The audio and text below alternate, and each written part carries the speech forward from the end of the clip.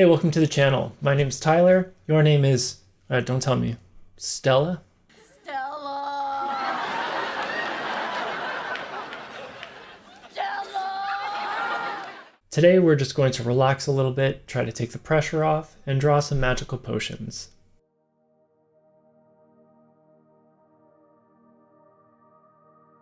So whether it's due to internal or external factors, I think it's pretty safe to say that a lot of us put too much pressure on ourselves. Things like social media, comparing ourselves to others, imposter syndrome, grind culture, feeling like we need to be better and faster and more efficient. There's always something we need to learn, a technique to master, something to study, a software, or a plugin to learn. That wasn't even an exhaustive list, and each one deserves its own conversation, but the result is that we put more and more pressure on ourselves.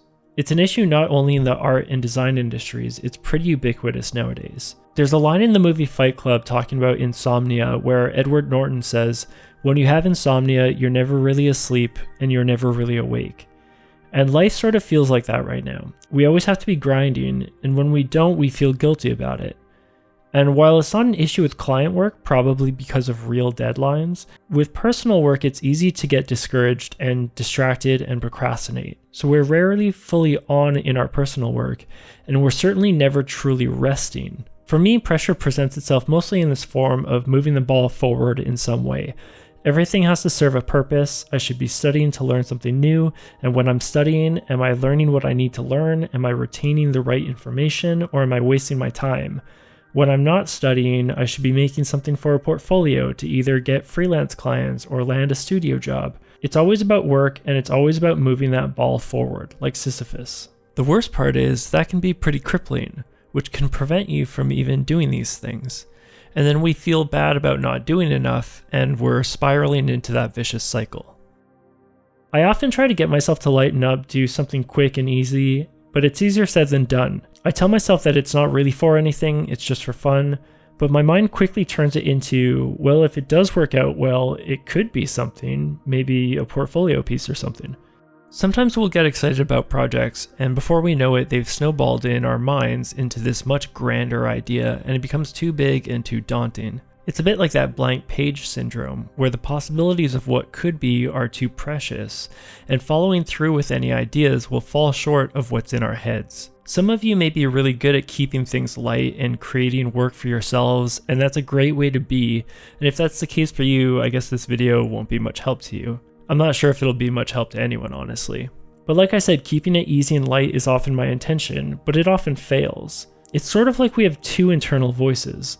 One is more vocal, and it tells us, don't worry about it, just do it, try to have fun, no pressure, it'll be alright. The second voice, or rather the second entity I should say, is much more quiet and we don't really hear it so much. It's just a barrier that seems to prevent us from following through with things, like a mute wall. And it can be difficult to get past. Now, I'm not saying this to complain or bum anyone out, and I don't mean to say that I don't enjoy art and design, because I do, but I think the pressure wears us down a bit and we sort of lose ourselves in that process. And I'm guessing that some of you can relate to this. Lately, some friends and I have been feeling some of this stuff, and we decided let's just have some fun and do something that serves no real purpose.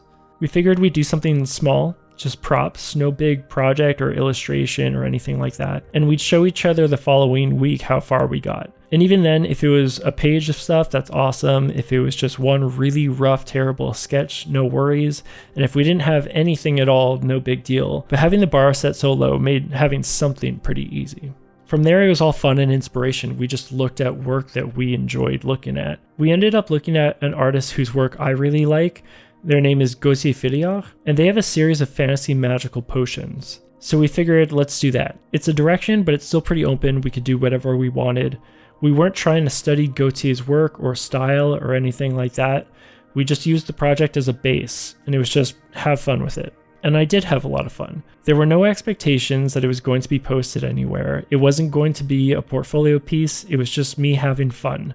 It also gave me an opportunity to be more truly myself. I do like being silly and stupid and not taking everything super seriously, and some of these ideas are pretty dumb, and I'm happy about that. I was sort of just trying to make my friends laugh, or at least get a kick out of it. I don't necessarily have a surefire method of getting past that silent barrier in my mind.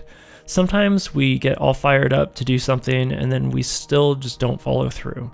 But I think what helped in this case was a combination of having some sort of loose deadline, but an extremely manageable one, having no expectations of what was going to come out, and having some friends to share the experience. That combination of things got me to be myself, and it got me past that mental barrier. I just want to share some dumb ideas with some friends. So if you're struggling with the same sort of stuff, try to force yourself to make something just for you, with no intention of posting it anywhere online. And try to be yourself. It's not a waste of time. In fact, I think the more we can stay in that zone of childlike freedom, we'll better enjoy the process, we'll avoid burnout, and we'll grow more quickly. If you want to do something similar with friends, I encourage you to do that. Maybe reach out to online classmates if you have them, or get a prompt going on a Discord server or something like that.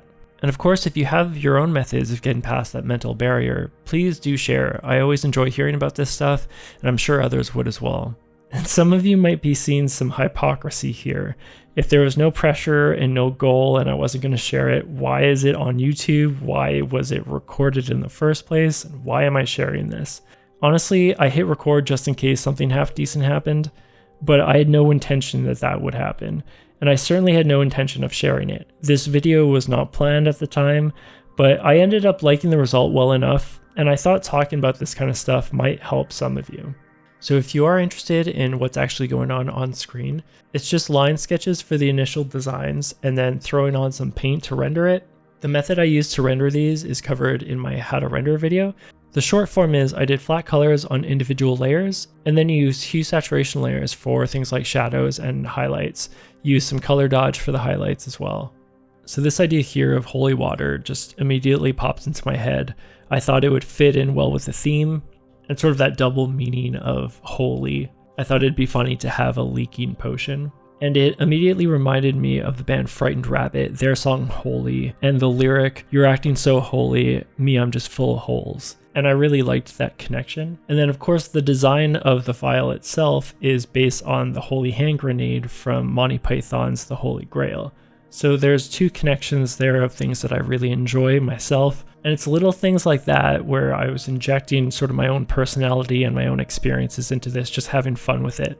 This one here, the Beetlejuice one, was going to be another sort of pun connection between actual beetle like guts and Tim Burton's Beetlejuice. Originally it was going to be a potion bottle, and I think that I probably could have done the Tim Burton Beetlejuice a little bit more justice in that. But in chatting with my buddy, we started talking about having like a mortar and pestle, and I like the idea that not all of these have to be potion bottles. I can like change it up a little bit. So I did lose that a little bit. I tried to inject some of the like white and black stripes in there. It got lost a little bit, but I think overall it's still a little more fun. It changes it up a little bit. It's a little bit different.